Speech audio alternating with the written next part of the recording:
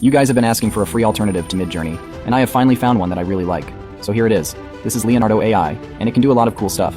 First of all, its user interface is without a doubt better than Midjourney's. I mean, just look at Midjourney. And then look at Leonardo. No further comments needed? Now I know what you're thinking. It looks pretty and all, but what can it actually do? Well, a lot. Apart from just creating AI-generated images, which I'll get to in a second, you can also train your own image generation models and gain inspiration from the community feed, showing you the exact prompts that were used for each image. Now, for AI image generation. Let's try it out. You can choose from over 30 fine-tuned models, each designed to create a certain art style. I'll go over all of them in a future video. Let's choose this 3D animation style model. We'll keep all of the settings at their default values and generate an image of a 25-year-old explorer in a beautiful forest with a river in the background.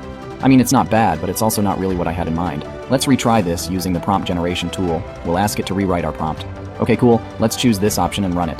Now that's more like it. I actually really like this one right here. So there you have it, a free alternative to Midjourney that you can try right away.